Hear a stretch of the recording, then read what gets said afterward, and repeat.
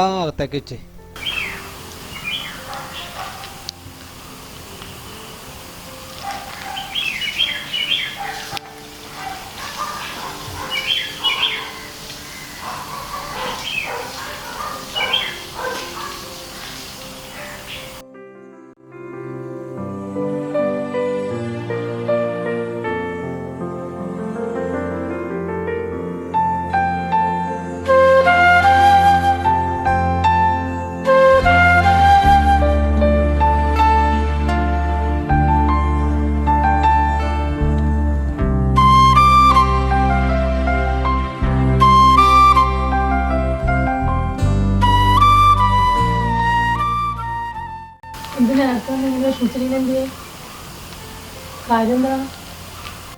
ഒന്നുമില്ലടി.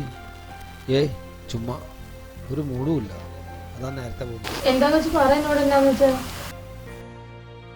നിനക്കറിയാലോ, ആ ബാങ്കുകാർ എപ്പോഴും വിളിച്ചോണ്ടിരിക്കുക. അവിടെ ആ ബാങ്കിൽ കുടിശ്ശിയായി. നമ്മളാ അമ്മയ്ക്ക് സുഖമില്ലാത്തപ്പോഴും കൊച്ചുങ്ങൾക്ക് സുഖമില്ലാത്തപ്പോഴും നമ്മുടെ ലോൺ മുടങ്ങിയില്ലേ, ഹൗസ് ലോൺ, അത് മുടങ്ങിയ കാരണം അവരിപ്പോൾ എപ്പോഴും വിളിച്ചോണ്ടിരിക്കുക. അവർ പറയണ ഈ മാസം 26-ാം തീയതിക്കുള്ളിൽ 46,000 രൂപ അടച്ചില്ലെങ്കിൽ തുടർ നടപടികളായിട്ട് മുന്നോട്ട് പോകുന്നു എന്നാണ്. ഞാനും ഇവിടുന്ന് 46,000 രൂപ അടയ്ക്കണം. ബാങ്കിൽ പറയായിരുന്നില്ലേ ഹോസ്പിറ്റൽ കേസ് ഒന്നും അടയ്ക്കാൻ പറ്റില്ലാത്തതെന്ന്? കറക്റ്റായിട്ട് അടച്ചുകൊണ്ടിരുന്നല്ലോ, പറഞ്ഞു തന്നു.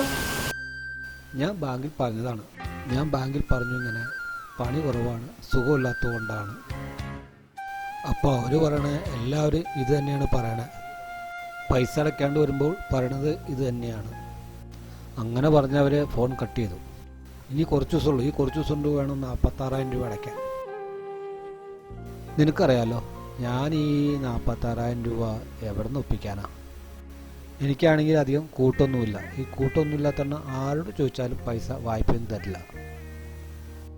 എനിക്കത് കാരണം എൻ്റെ മൂഡ് പോയി. പല നമ്പറിൽ വിളിക്കുകയെന്നേ, അത് കാരണം പണിസ്ഥലത്ത് നിന്ന് പോകുന്നു.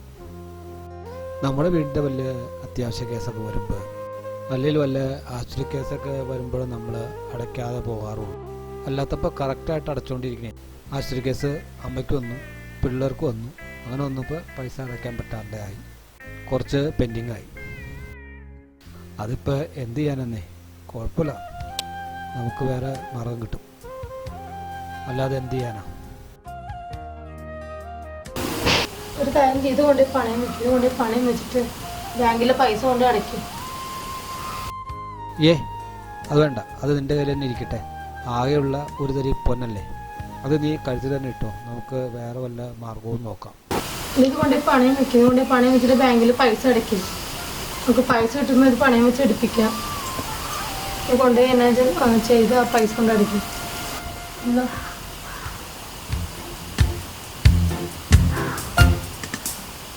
ഇപ്പം തന്നെ കൊണ്ടുപോയി പണയം വെച്ചിട്ട് കൊണ്ട് പൈസ എടുക്കും.